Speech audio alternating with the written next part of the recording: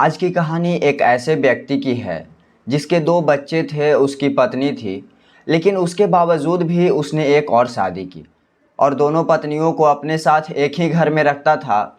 लेकिन एक दिन उसका मन होता है कि एक साथ दोनों पत्नियों के साथ प्यार करे, एक साथ दोनों पत्नियों के साथ ही घर में संबंध बनाए। लेकिन उसके बाद उसके साथ कुछ ऐसा कांड होता है कि उसने कभी कल्पना भी नहीं की होगी कि मेरे साथ ऐसा भी हो सकता है। लेकिन बड़ी हैरान करने वाली बात यह है कि भला दोनों पत्नियां एक दूसरे के साथ कैसे रहती थी। पहली पत्नी ने दूसरी शादी करने से आखिर मना क्यों नहीं की, और आखिर में आकर दोनों ने ऐसा क्या कर दिया कि जिसकी वजह से पति की जान चली गई। पूरा मामला सुनने के बाद बेहद चौंकाने वाला है। तो चलिए देखते हैं और सुनते हैं पूरा मामला। तो वीडियो में बने रहिएगा। तो नमस्कार दोस्तों, मेरा नाम है मुकुल, आप देख रहे हैं क्राइम हिस्ट्री के एक नए एपिसोड में। तो दोस्तों, आज की जो यह सच्ची घटना मैं आपको सुनाने जा रहा हूँ, यह सच्ची घटना है बिहार के छपरा ज़िले के बेंदी थाना की। दरअसल 10 जुलाई की सुबह बेंदी थाने में एक फ़ोन आता है कि बेंदी गांव के एक शख्स के ऊपर उसकी 2 पत्नियों ने मिलकर उसके ऊपर चाकू से तवातोड़ हमला कर दिए हैं, जिससे कि शायद उसकी गंभीर हालत है। उसको अस्पताल की तरफ ले गए हैं। उसकी दोनों पत्नियां यहीं पर है, जल्दी से आप आइए वरना दोनों यहाँ से फरार हो जाएगी। इन दोनों के हाथ में चाकू थे, इसीलिए किसी को हिम्मत नहीं हुई कि इन दोनों को पकड़ सके। फिर यह बात सुनते ही पुलिस की टीम फौरन उस गांव में पहुंच जाती है। तो पुलिस देखती है कि दोनों महिलाओं को एक कमरे के अंदर बंद कर दिया गया है, लेकिन जो शख्स था, यानी जो व्यक्ति था, उसको बाहर निकाल लिया गया था। उसको अस्पताल की तरफ लोग लेकर गए थे।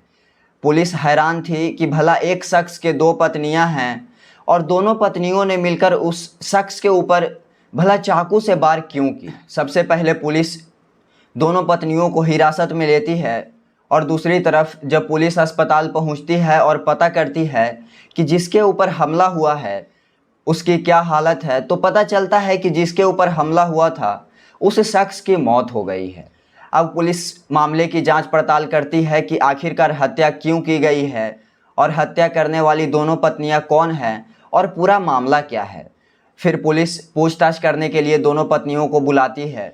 फिर दोनों पत्नियों से नाम पूछा जाता है तो एक पत्नी बताती है कि मेरा नाम सलमा है और दूसरी पत्नी बताती है कि मेरा नाम अमीना है, और जो उसका पति है उसका नाम आलमगीर अंसारी है। और जो पहली पत्नी थी जिसका नाम सलमा था, वह कहती है कि जो आलमगीर अंसारी है, जिसकी हम दोनों ने मिलकर हत्या की है, उससे मेरी शादी 10 साल पहले हुई थी। उसकी उम्र लगभग 45 साल होती है और मेरे 2 बच्चे भी हैं, और शादी के बाद गांव में रहती थी।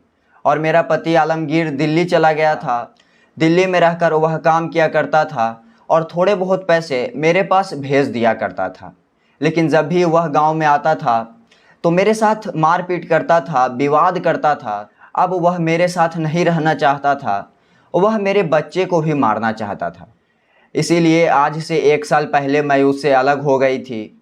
मैं अपने मायके चली गई थी और वह दिल्ली में था। मुझे ऐसा लगा था कि लड़ाई झगड़े हैं, थोड़े दिन बाद वह वापस आ जाएंगे तो हम लोगों की जो यह लड़ाई है वह ख़त्म हो जाएगी। लेकिन आज से 6 महीना पहले मुझे पता चला कि वह दिल्ली में रहते हुए आलमगीर अंसारी ने एक दूसरे महिला के साथ में है। अमीना बंगाल की रहने वाली है। यह दिल्ली में कामकाज किया करती थी। तभी आलम अंसारी ने इसे झांसे में लेकर इसे शादी कर लेता है, और शादी करने के बाद आलमगीर अंसारी अमीना को लेकर दिल्ली में रह रहा था। लेकिन जब यह बात मुझे पता चलती है तो मैं अंदर से आग बाबूल हो जाती हूँ कि उसने मुझसे पूछा भी नहीं। छोटे बच्चे और मेरे होते हुए भी उसने दूसरी शादी कर ली। फिर मुझे खबर मिलती है कि दिल्ली के जिस जगह पर वह अमीना को रखे हुए हैं, और अब अमीना भी बहुत ज़्यादा परेशान है। और फिर मैं यहाँ बिहार से दिल्ली पहुँच जाती हूँ। अमीना से मुलाकात करती हूँ जो मेरी सौतन थी। उससे पूछती हूँ तो अमीना भी उससे बहुत ज़्यादा परेशान थी। अमीना बताती है कि आलमगीर अंसारी उसे बहुत मारता है, बहुत परेशान करता है। तो वहाँ से सलमा अमीना को वापस अपने बिहार गांव में लेकर चली आती है और अपने पास लाकर वहाँ रखती है और वहीं पर थोड़ा बहुत कामकाज करने लगती है। ज़िंदगी ऐसे ही चल रही थी। और जब बकरीद का टाइम आता है तो आलमगीर अंसारी दिल्ली से वापस बिहार यानी अपने घर आता है। तो उसका घर था वहीं पर बकरीद में वह दोनों से बातचीत करता है और फिर वह दोनों से बोलता है कि मैं तुम दोनों को साथ में रखूँगा। अब तुम दोनों की कोई परेशान होने वाली बात नहीं है। लेकिन दोनों पत्नियों को एक साथ रहना बहुत मुश्किल था। अब वह दोनों में से किसी को पैसे नहीं देता है और फिर दोनों पत्नियों से रोज़ लड़ाई झगड़े करना शुरू कर देता है, क्योंकि बकरीद के छुट्टी में वह यहीं पर था। और फिर 10 जुलाई को आलमगीर अंसारी अपने दोनों पत्नियों को बुलाता है और फिर दोनों पत्नियों को बोलता है कि तुम मेरे साथ संबंध बनाओ, मुझसे प्यार करो, ऐसा दोनों पत्नियों से डिमांड करता है। लेकिन जो दोनों पत्नियां थी वह पहले से ही प्लान बनाकर रखी थी, क्योंकि दोनों की ज़िंदगी तो वैसे ही ख़त्म हो चुकी थी। दोनों पत्नियां बहुत ज़्यादा परेशान थी, क्योंकि आलमगीर अंसारी दोनों पत्नियों को नौकरानी बनाकर रखता था।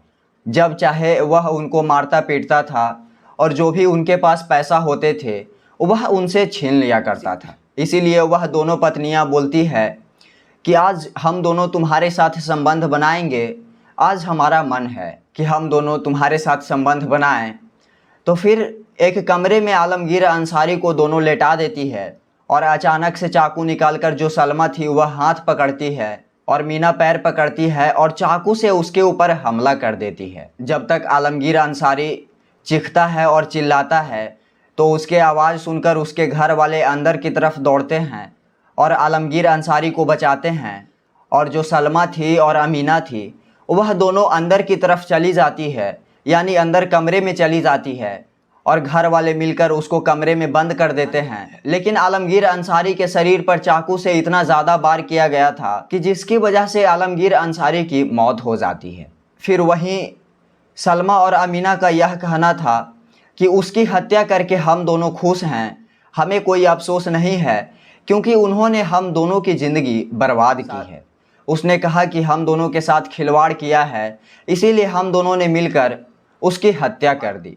और फिर जब यह बात पुलिस सुनती है तो दोनों को उठाकर जेल भेज देती है। लेकिन जो सलमा थी उसके 2 बच्चे थे, जिसके सर पे से माँ बाप का साया उठ जाता है और इन दोनों बच्चों का भविष्य पूरी तरीके से बर्बाद हो जाता है, सिर्फ और सिर्फ पति पत्नी के विवाद के कारण।